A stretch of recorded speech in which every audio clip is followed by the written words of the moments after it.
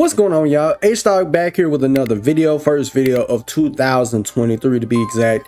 And yes, I know I've been away for a while, been on the shelf sick for 2 weeks, but now I'm back better than ever. Now, one of the first things I wanted to talk about into this new year, which a little bit of an update, I don't really think that much is going to change on this channel. Pretty much the same thing I've been doing all throughout last year is going to continue on into throughout this year and even to years beyond. One thing I did want to speak on is YouTube's new policy change when it comes to gaming content. Gaming YouTube is in turmoil thanks to new violence and profanity rules. YouTube's policy change on swearing and violence are being retroactively applied to old gaming content. Members of YouTube's gaming community are calling out the video hosting site for adding new regulations regarding profanity usage and violent content, disproportionately affecting gaming creators who produce unscripted videos such as Let's Plays and M-rated games.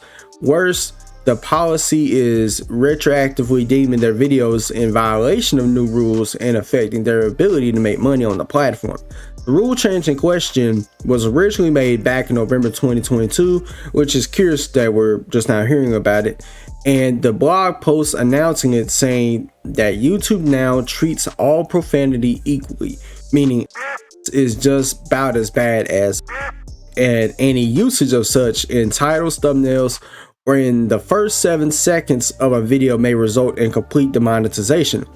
While you can swear after the first 8 seconds, if you use profanity consistently throughout the video, it may be demonetized according to this new policy. The same restrictions apply to violent content as well. Previously, YouTube's violent content policy applied to image of real world violence, though the game violence is now specifically noted as of the November update. As for profanity, prior to this change, YouTube allowed creators to use what it describes as moderate profanity.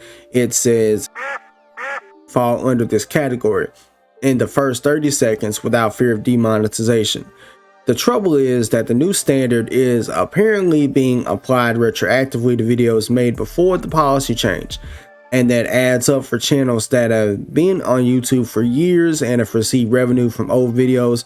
Users like Daniel Condren, who runs the game-centric channel RT Game, have publicly expressed frustration with not only the policy change, but YouTube's lack of communication during the transition.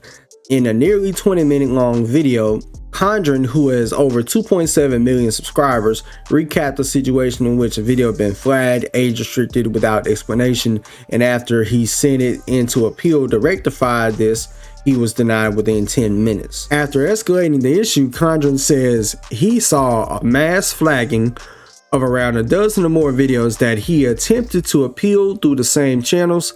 All were immediately denied. Eventually, after being put in direct contact with YouTube, Condren were told that these videos were being age restricted and demonetized due to these new policies. And he says that he believes these older videos were being affected because he escalated the situation with the original video. As you are aware, all the content available on the platform must follow these guidelines regardless of when they were uploaded or when the policy was implemented, a YouTube rep told Condren, as shown by screenshots in the video. I also want to take this opportunity to share that our systems are constantly updated, which means that content that violates any of our policies may be identified by our system at any time after they've been uploaded to the platform. Likewise, content can be reported by viewers at any time once uploaded to YouTube, and they will be reviewed by YouTube teams. As other channels have commented on the situation, users such as Some Ordinary Gamers, Muntahar Anas, have pointed out that there are some loopholes, the easiest one of them being to add a bit of buffer footage at the beginning of videos to get whatever violent or profane content that falls past the 7-second threshold. That obviously can't be applied to videos that have already been uploaded, as Condren found out in his conversations with YouTube representatives. While these policies stated are on Google's support website, the specifics of why they were not communicated to Condren until he reached out to YouTube staff, and the lack of communication has been a sticking point for creators criticizing these new policies. Creators could hypothetically edit their videos using YouTube's native editing tools to adhere to the policy after being flagged. Condren was told by the YouTube rep that he was in contact with that users aren't allowed to regain monetization through this method. So the process doesn't feel conducive to a back and forth between creators and YouTube to address misunderstandings after a video been uploaded. As knowledge of the retroactive effects this policy change has on creators has spread its implementations on November, other YouTubers like Charles Christopher White Jr., better known online as commentator and streamer Moist Critical, I didn't even know that was his whole government name, have also posted about these issues, criticizing the platform's lack of communication. If you're just now figuring this out and wonder why your channel got demonetized over the last 24 hours, I'm sorry I had to be the one to out this bad news on your plate. White says, would have been a lot more palatable if it came from YouTube's mouth opposed to mine, but it is what it is. I'm very convinced that they will never actually communicate policy changes ever, at least not in any effective manner. Kotaku has reached out to Conjuring and YouTube about the situation and will update the story if when we hear back. For now, Conjuring says he is now having to reevaluate his relationship with YouTube, saying that regardless of what happens, he will be taking a break from content creation for a bit. Don't get me wrong, I absolutely love doing this for a career, Conjuring says as he signs off. This is my favorite part of life. I love producing content. I love having a community. I love being able to entertain that community. I'm so thankful for all the support I've received, but this has all shaken me quite badly. Now, best believe Conjuring is not the only one who has stated this issue or Moist Critical.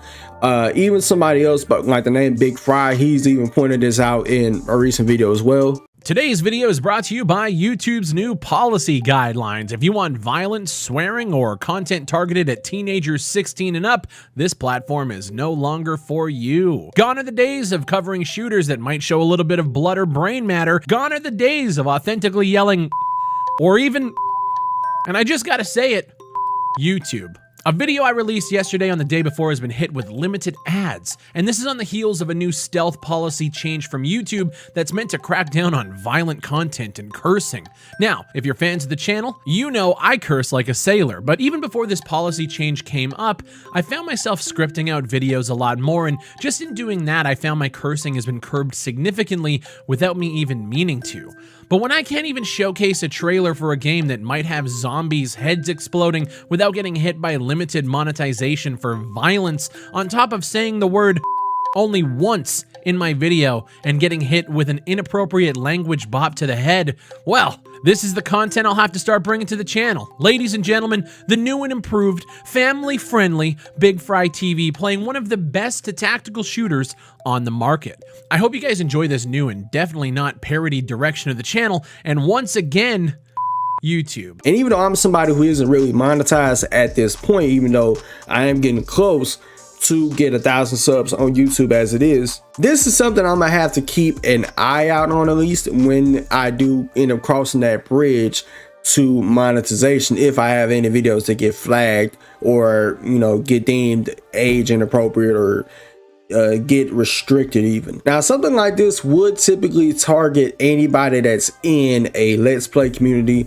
or somebody who could be reporting on the news and using gameplay, just, you know, some regular B-roll gameplay as commentary, and that could end up possibly getting flagged by the system. It's like YouTube is trying their best to make this a for kids type of platform, even though this platform isn't even close to being garnered or being deemed a kids platform. Yes, there's content that's tailored for kids, and even I think it was last year or a while back, where content creators who made content for kids were targeted harshly, where nobody was allowed to comment on the videos, nobody was allowed to have a mini player going for any video that's labeled as for kids. Hell, I'm not even sure how those content creators even make money specifically, but this is something that we're going to have to keep our eyes on closely, just to hopefully one day get some type of further explanation by YouTube themselves, hopefully in the future, and maybe we can get to a point where this could just be deemed a one big old mistake on YouTube's part, and they didn't necessarily mean to end up demonetizing a lot of people's videos. But with that being said, let me know what you guys think about this in the comments below. Till next time, it's been H Dog here, and I'm out. Peace.